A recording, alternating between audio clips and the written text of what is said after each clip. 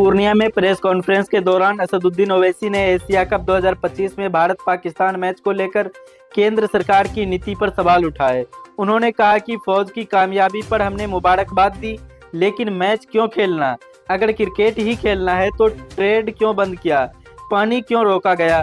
26 लोगों की जान की कीमत क्या 3000 करोड़ रुपए है?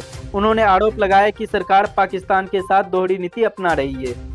वहीं कानपुर में आई लव मोहम्मद के पोस्टर को लेकर हुए विवाद पर असदुद्दीन ओवैसी ने कहा कि मुसलमानों की अवस्था तब तक अधूरी है जब तक पैगंबर का जिक्र ना हो। अगर कोई आई लव यू कहता है तो इसमें क्या दिक्कत है? इन लोगों के लिए गुलाम आजम का गाना प्यार क्या तो डरना क्या फिर से चलाना पड़ेगा। उन्होंने संविधान के अनुच्छेद 25 का हवाला देते हुए धर्म की स्वतंत्रता पर भी जोर दिया है।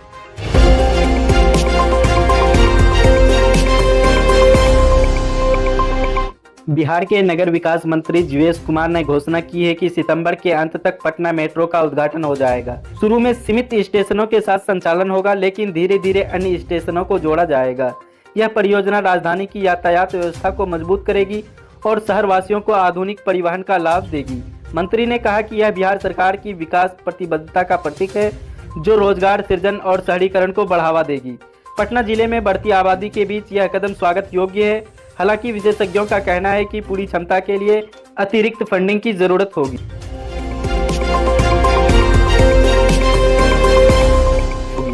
चुनाव आयोग की टीम अगले हफ्ते बिहार पहुंचकर चुनावी तैयारियों का जायजा लेगी, जिसके बाद 243 सीटों पर मतदान की तारीखों का ऐलान हो सकता है।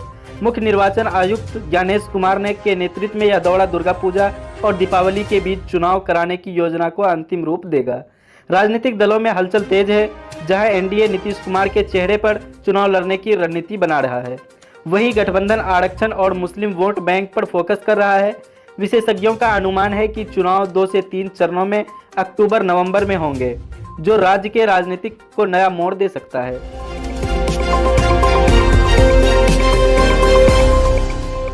मुख्यमंत्री नीतीश कुमार ने भागलपुर जिले में 300 करोड़ रुपए की विकास परियोजनाओं का उद्घाटन और शिलान्यास किया।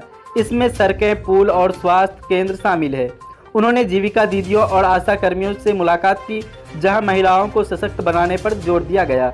उप मुख्यमंत्री सम्राट चौधरी ने बताया कि पीरपैंती से एनटीपीसी संयंत्र से 12,000 से अधिक लोगों को रोजगार मिलेगा। यह कदम जिले की अर्थव्यवस्था को मजबूत करेगा। खासकर बाढ़ प्रभावित क्षेत्रों में स्थानीय निवासियों ने इसे सराहा, लेकिन किसानों ने सिंचित सुविधाओं की मांग की।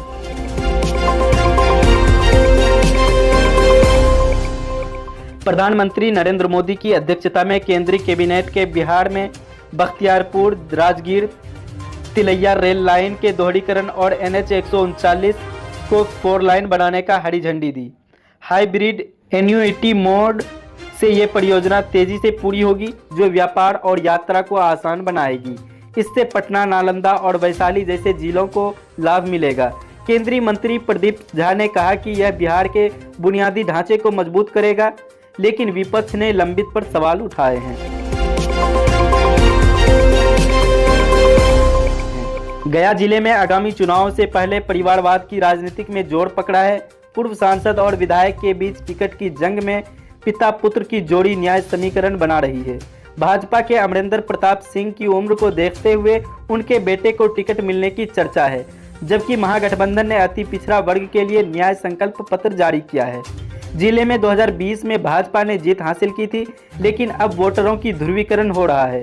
स्थानीय नेता हरेंद्र कुमार ने कहा कि विकास के वादों के बीच परिवारवाद बिहार की राजनीति का अभिस्पा है।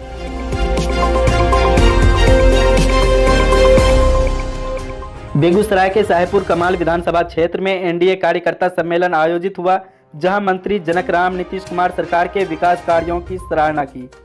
उन्होंने कहा कि राज्य में सड़कें, बिजली और स्वास्थ्य सेवाओं में सुधार हुआ है। मंत्री शिला मंडल और जयंत राज ने भी भाग लिया। सम्मेलन में 2025 चुनावों के एकजुटता का संकल्प लिया गया, जिसमें बाढ़ प्रबंध और कृषि विकास पर चर्चा हुई, लेकिन विपक्ष ने रोजगारी पर सवाल उठाए। यह आयोजन एनडीए की मजबूती का संकेत देता है। किशनगंज जिले की वेबसाइट पर बिहार विधानसभा चुनाव 2025 की जानकारी अपडेट की गई है। जिले में 20% से अधिक मुस्लिम आबादी के कारण राजनीतिक दल वोट बैंक पर फोकस कर रहे हैं। एआईएमआईएम के असदुद्दीन ओवैसी का 24 से 27 सितंबर तक सीमांचल में न्याय यात्रा शुरू हुआ है, जबकि महागठबंधन ने आरक्षण वादे किए हैं। 2020 में भाजपा ने यह जीत दर्ज की, लेकिन अब गठबंधन टूटने की चर्चा है। स्थानीय निवासी अली हुसैन ने कहा कि विकास के साथ साथ सामाजिक न्याय जरूरी है।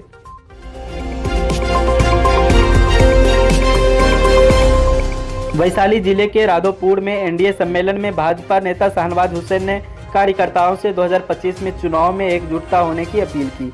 उन्होंने नीतीश कुमार के नेतृत्व में राज्य में विकास को रफ्तार देने का श्रेय दिया। सम्मेलन में जदयू, लोजपा और अन्य दलों के नेता शामिल हुए। जिले में सड़क और बिजली परियोजनाओं पर चर्चा हुई। हुसैन ने कहा कि एनडीए की जीत से बिहार की तरक्की बरकरार रहेगी। विपक्ष ने आंतरिक कहल का आरोप लगाया है।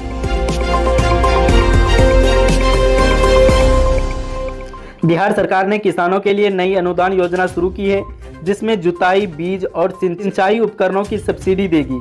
यह कदम पूरे राज्य के जिले में खासकर गया, भागलपुर और मुजफ्फरपुर में लागू होगा।